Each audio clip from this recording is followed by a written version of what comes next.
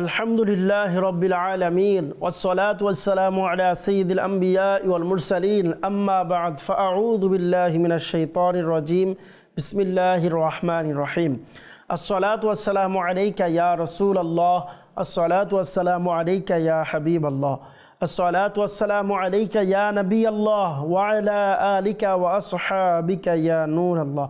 মাদানী চ্যানেলের দর্শকবৃন্দ, উপস্থিত হয়েছে মাদানী চ্যানেল বাংলার ধারাবাহিক অনুষ্ঠান মৃত্যুসজ্জায় বুজুর্গানে দিনের উপদেশ।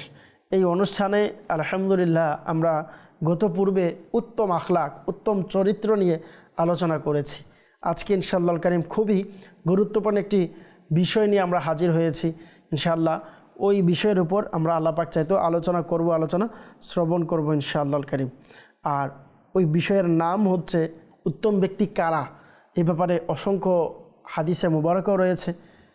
আল্লাহ রাসূল সাল্লাল্লাহু আলাইহি সাল্লাম কখনো কখনো অমুক ব্যক্তিকে বলেছেন উত্তম, কখনো অমুক ব্যক্তি বলেছে উত্তম, কখনো এমন কাজকারী ব্যক্তিকে বলেছে উত্তম। তো ইনশাআল্লাহ কারীম আজ আমরা শ্রবণ করব উত্তম কে। আল্লাহ পাক আমাদের সকলকে এই অনুষ্ঠানে শুরু থেকে শেষ পর্যন্ত অংশগ্রহণ করার তৌফিক দান করুক, আমিন। তো দর্শকবৃন্দ, আপনাদেরকে বলবো অনুষ্ঠানে আপনিও বসে যান। আসুন আমরা বসে আজকের আলোচনা শ্রবণ করি এবং নিজেকে প্রশ্ন করি যে আমি উত্তম ব্যক্তিদের ক্যাটাগরির মধ্যে আছি কিনা। আল্লাহ তাআলা আমাদেরকে বোঝার তৌফিক দিক, আমিন।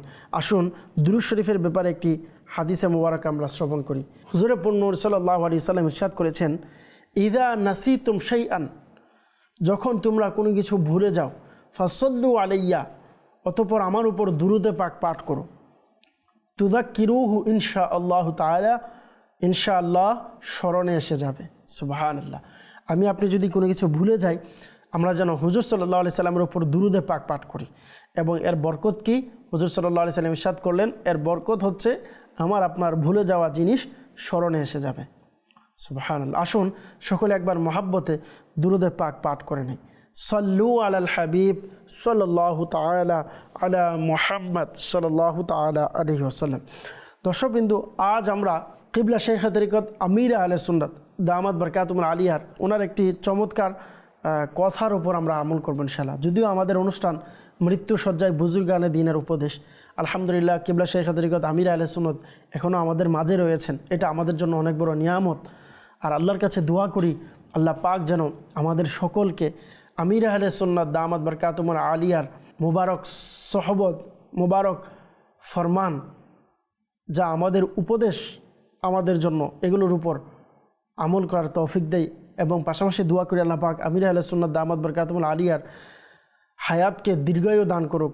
আল্লাহ পাক সুস্থতার জীবন আল্লাহ তাআলা দান করুক। আল্লাহ তাআলা আমির আহলে সুন্নাতের হায়াতের মধ্যে অফুরন্ত বরকত দিক, আমরা দোয়া করি। কিবলা শাইখে তরিকত আমির আহলে সুন্নাত দামাত বরকাতুহুল আলিয়া বলেন, যে নিজে ভালো হতে চায় আল্লাহ তাআলা তার মদত করেন, তার সাহায্য করেন। আর যে অন্যকে ভালো করতে চায় আল্লাহ তাকে উত্তম বানিয়ে দেন। সুবহানাল্লাহ। আমরা আবারও শ্রবণ করি, যে নিজে ভালো হতে চায় আল্লাহ তার মদত করেন এবং যে অন্যকে ভালো করতে চায় আল্লাহ তাকে উত্তম বানিয়ে দেন। সুবহানাল্লাহ। আল্লাহ পাক আমাদের সকলকে এর উপর আমল করার তৌফিক দিক। দেখুন মাদানী চ্যানেলের দর্শকবৃন্দ, আলহামদুলিল্লাহ দাওয়াত ইসলামী এবং দাওয়াত ইসলামীর মুবাল্লিগ যারা রয়েছেন, আমির আহলে সুন্নাত দামাত বরকাতুহুল আলিয়া, তাদের জেহেনের মধ্যে, তাদের মাথায় এই বিষয়টাকেই আলহামদুলিল্লাহ বসিয়েছেন যে আমরা নিজেও ভালো হওয়ার চেষ্টা করব এবং অপরকেও ভালো করার চেষ্টা করব। আর সেই জন্যই আলহামদুলিল্লাহ আমির আহলে সুন্নাত দামাত বরকাতুহুল আলিয়া নেকির দাওয়াতের সিস্টেম রেখেছেন, যেন আমরা একে অপরকে নেকির দাওয়াত দিই। আর যারা নেকির দাওয়াত দেয় তাদের ফজিলত আমরা ইনশাআল্লাহ কারীম বিভিন্নভাবে শ্রবণ করার সৌভাগ্য অর্জন করব। আমরা গত অনুষ্ঠানে শ্রবণ করেছি। আর এর বরকত একটি এটাও আমির আহলে সুন্নাতের জবানে আমরা এনার বর্ণনায় শুনেছি যে অপরকে ভালো করতে চাই আল্লাহ তাআলা তাকে উত্তম বানিয়ে দেন। তো আল্লাহ পাক আমাদের সকলকে উত্তম হওয়ার তৌফিক দান করুক, আমিন। উত্তম মূলত কি এবং কারা? আসুন আমরা শ্রবণ করি। সাহাবী ইবনে সাহাবী হযরত আব্দুল্লাহ ইবনে আব্বাস রাদিয়াল্লাহু তাআলা আনহুমা বলেন, তাফসিরে কুরতুবির মধ্যে রয়েছে, হযরত আব্দুল্লাহ ইবনে আব্বাস রাদিয়াল্লাহু তাআলা আনহুমা বলেন যে মক্কা বিজয়ের দিন যেদিন মক্কা বিজয় হয়েছে ওই দিন আল্লাহ পাকের শেষ নবী আখিরি নবী রসুল হাশেমি হুজুর সাল্লাল্লাহু আলাইহি সাল্লাম তার মুয়াজ্জিন হজরত বেলাল রাদিয়াল্লাহু তাআলা আনহুকে কাবা শরীফের ছাদে গিয়ে দাঁড়িয়ে আজান দেওয়ার নির্দেশ দিয়েছেন যেন সে আজান দেয়। অতঃপর হজরত বেলাল রাদিয়াল্লাহু তাআলা আনহুকে যখন এই নির্দেশ দিলেন তখন বেলাল রাদিয়াল্লাহু তাআলা আনহু সে নির্দেশ পালন করেন। হজরত বেলাল রাদিয়াল্লাহু তাআলা আনহু হাবশার অর্থাৎ আবিসিনিয়ার অধিবাসী ছিলেন। তিনি মক্কা মুকাররমায় দীর্ঘকাল দাসত্বের জীবন কাটিয়েছিলেন। পূর্বের জামানায় দাসত্বের জীবন ছিল, গোলামের জীবন ছিল। বর্তমানে আলহামদুলিল্লাহ এটিও হুজুর সাল্লাল্লাহু আলাইহি সাল্লামের বরকতে দাসত্বের জীবন নেই। বর্তমান সময়ের গোলাম বা দাসত্ব এই বিষয়গুলো আলহামদুলিল্লাহ উঠে গিয়েছে।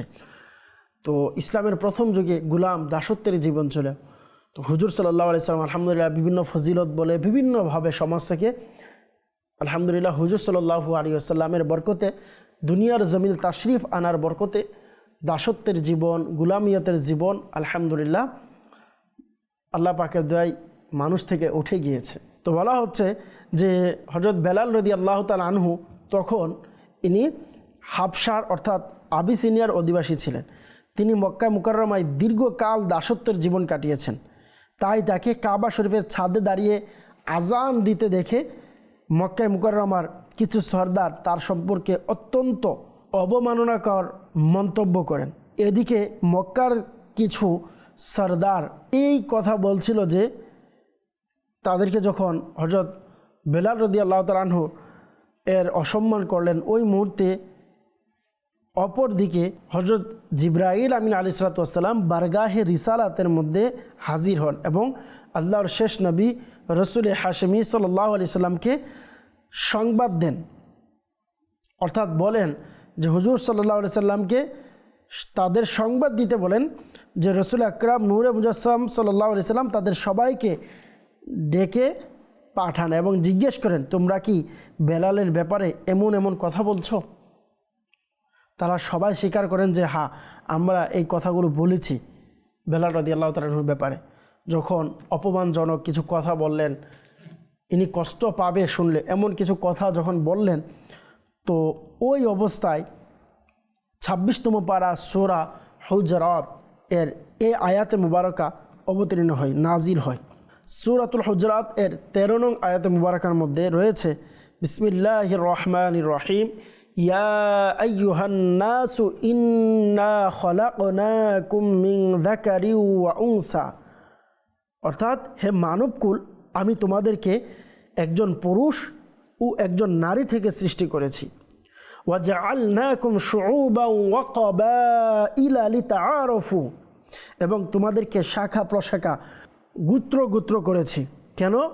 যাতে পরস্পরের মধ্যে পরিচয় রাখতে পারো। এবং আল্লাহ তাআলা ইরশাদ করলেন ইন্না আকরামাকুম ইনদাল্লাহি আতকাকুম ইন্নাল্লাহা আলিমুন খবীর, নিশ্চয় আল্লাহর নিকট তোমাদের মধ্যে অধিক সম্মানিত সেই যে তোমাদের মধ্যে অধিক ক্ষুধাবিরু, নিশ্চয় আল্লাহ জানেন এবং খবর রাখেন। সুবহানাল্লাহ। আল্লামা কুরতুবী রহমতুল্লাহ তাআলা আলাইহি এই আয়াতের অধীনে বলেন যে এই আয়াতে আল্লাহ পাক মক্কাবাসীদের বংশ নিয়ে গর্ব করা, সম্প্রদায়ের প্রাচুর্য কামনা করা এবং গরিবদের উপর উপহাস করার জন্য বর্ণনা করেছেন এবং জানিয়ে দিয়েছেন যে সমস্ত মানুষ হযরত আদম ও হাওয়া আলাইহিমুসসালাম এর সন্তান। মর্যাদার মাপকাঠি রং, রূপ, বংশ বা সম্পদ নয়, বরং মর্যাদার মাপকাঠি হচ্ছে তাকওয়া। ইন্না আকরামাকুম ইনদাল্লাহি আতকাকুম।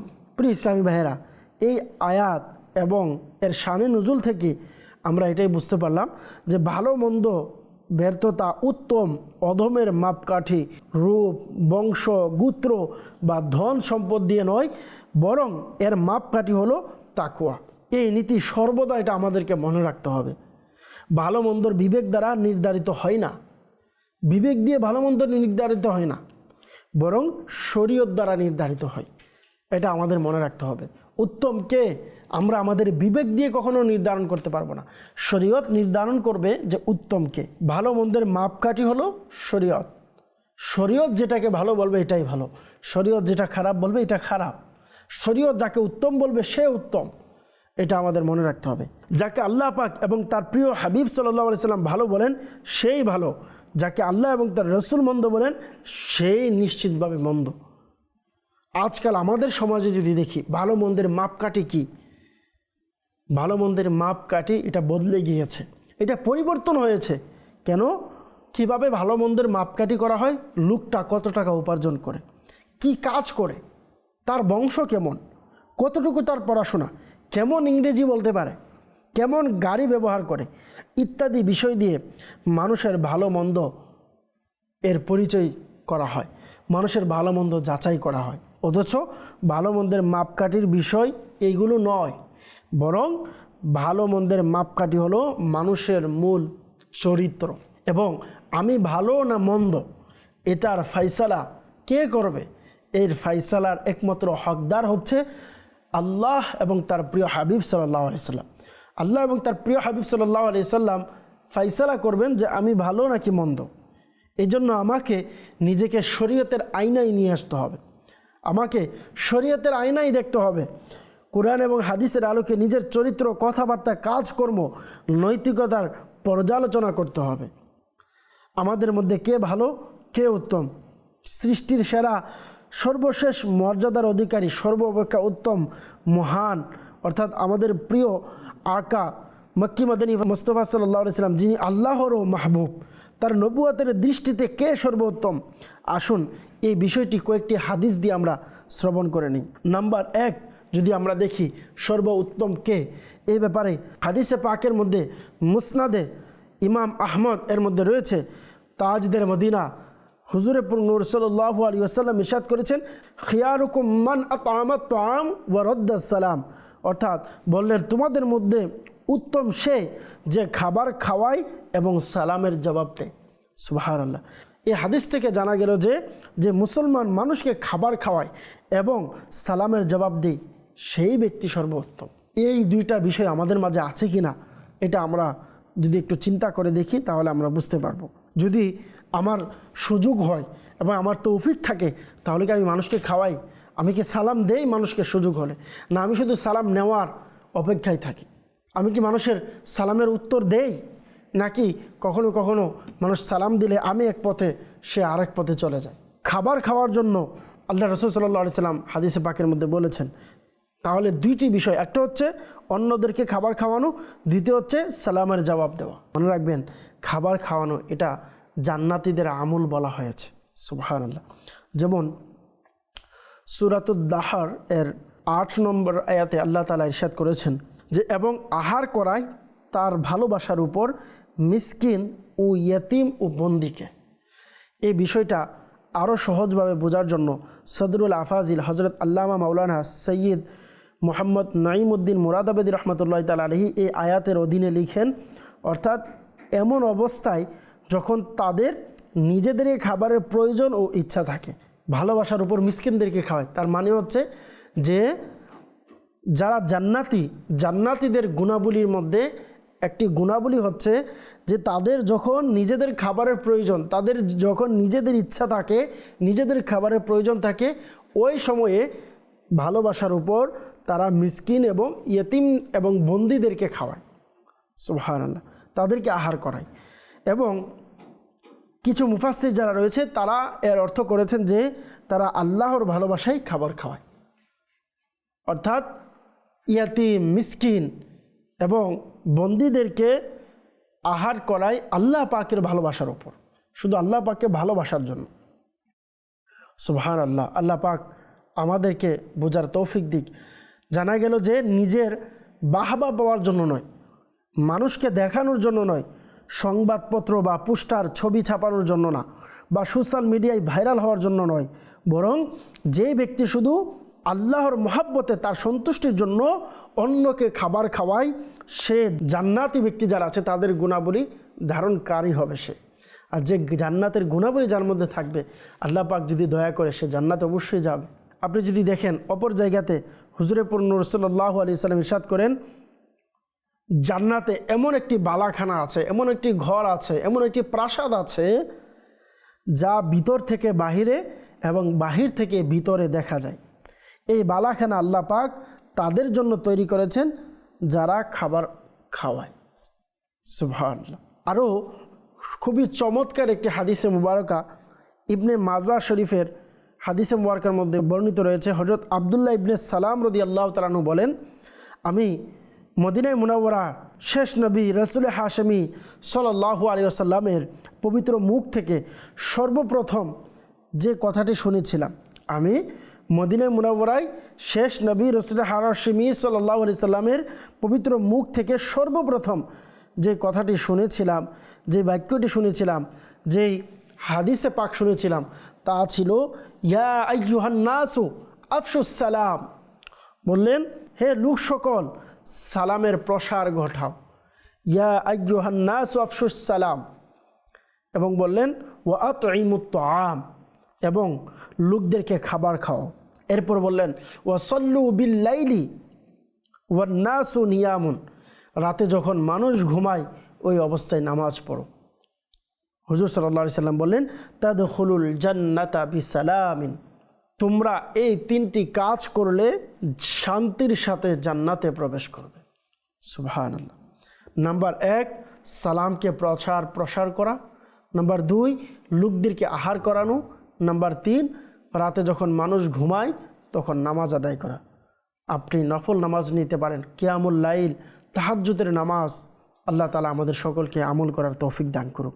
মাদানী চ্যানেলের দর্শকবৃন্দ, মনে রাখবেন, ক্ষুধার্তকে আহার করানো এটিও আল্লাহ পাকের অনেক বড় দয়া। আল্লাহ পাকের অনেক বড় দয়া, কারণ সকলের পক্ষে সম্ভব নয়। শুধু সম্পদশালী হলেই যে খাওয়াতে পারবে এমনটা নয়। আল্লাহ পাক যার উপরে দয়া করবে সেই মানুষকে খাওয়াতে পারবে। সম্পদের কারণে মানুষকে খাওয়াতে পারে বিষয়টা এমনটা নয়। আল্লাহ পাক যার উপরে দয়া করবে সে মানুষকে আহার করাতে পারবে। যেমন আপনি যদি দেখেন, খুবই চমৎকার একটি বর্ণনা এসেছে কিতাবের মধ্যে। বলা হয়, পূর্ববর্তী যারা উম্মত ছিল পূর্বের, তাদের মধ্যে একজন ইবাদতকারী ব্যক্তি ছিল। সে 60 বছর ধরে আল্লাহর ইবাদত করত। তারপর তার উপর নফস ও শয়তান প্রভাবশালী হয়ে সে বেবিচারের মতো ধ্বংসাত্মক কাজের মধ্যে লিপ্ত হয়ে পড়ে। সে 6 রাত একজন পর নারীর সাথে কাটায়। তার পূর্ববর্তী ইবাদত তার কাজে আসে। আল্লাহ তাআলার কৃপায়, আল্লাহ তাআলার দয়ায় আবার তার উপর এমনভাবে হয় যে সে সেই গুনাহ থেকে তার জন্য তার মনে অনুতপ্ত হয়। যখন সে অনুভব করে যে সে আল্লাহর নাফরমানি লিপ্ত হয়েছে, তখন আল্লাহর ভয়ে দৌড়ে মসজিদের দিকে চলে যায়। সেখানে সে দেখে যে 3 জন ক্ষুধার্ত ব্যক্তি বসে ক্ষুধার্ত অবস্থায় আছে। 3 জন ক্ষুধার্ত ব্যক্তি বসে আছে। অতঃপর সে তাদের 3 জনকে খাবার খাওয়ানোর সৌভাগ্য অর্জন করেছে। তাদের 3 জনকে খাবার খাওয়ালেন। বর্ণনায় আছে যে ইন্তেকালের পর তার আমলের হিসাব হয়, আর বলা হয় সে ব্যক্তি কি খাইয়েছেন। কিতাবে রয়েছে শুধু একটি রুটি খাইয়েছেন। তো বলা হচ্ছে যখন তার আমলের হিসাব নেওয়া হয় তখন 60 বছর এর ইবাদত এক পাল্লায় এবং 6 দিনের গুনাহ অন্য পাল্লায় রাখা হয়। সেই 6 দিনের বেবিচারের গুনাহ 60 বছরের ইবাদতের উপর প্রভাবশালী হয়ে যায়। কিন্তু আল্লাহর কৃপা হয়, সে একটি রুটি যা সে 3 জন ক্ষুধার্ত মানুষকে খাইয়েছিলেন, যখন সেই রুটি নেকির পাল্লায় রাখা হয় তখন তার নেকির পাল্লা ভারী হয়ে যায়। সুবহানাল্লাহ। এবং আল্লাহ পাক তার উপরে দয়া করেন। আল্লাহ পাক আমাদের সকলকে কবুল করুক। মাদানী চ্যানেলের দর্শকবৃন্দ, এটাই বলার আরজ ছিল যে উত্তম ব্যক্তি আরও অনেক ক্যাটাগরি আছে। কারা কারা ইনশাআল্লাহ আল্লাহ পাক যদি চাই কখনো আমরা ইনশাআল্লাহ সামনের পর্বে আমরা ইনশাআল্লাহ কারীম এ নিয়ে আলোচনা করব। তো আল্লাহ তাআলা আমাদের সকলকে উত্তম ব্যক্তিদের অন্তর্ভুক্ত করুক। আর আমরা হাদিসে মুবারাকা থেকে আজকে শুনলাম উত্তম ব্যক্তি কারা। 2টা বিষয়, একটা হচ্ছে সালাম প্রদানকারী, সালাম প্রসারকারী, সালামের যিনি জবাব দেয়, সালামের উত্তরদাতা। আর একটা হচ্ছে যে মানুষকে তার সামর্থ্য যে মানুষকে খাওয়াবে। আল্লাহ তাআলা আমাদের সকলকে দুটি আমল করার তৌফিক দান করুক, আমিন। বিজাহিন নবীল আমিন সাল্লাল্লাহু তাআলা আলাইহি ওয়াসাল্লাম।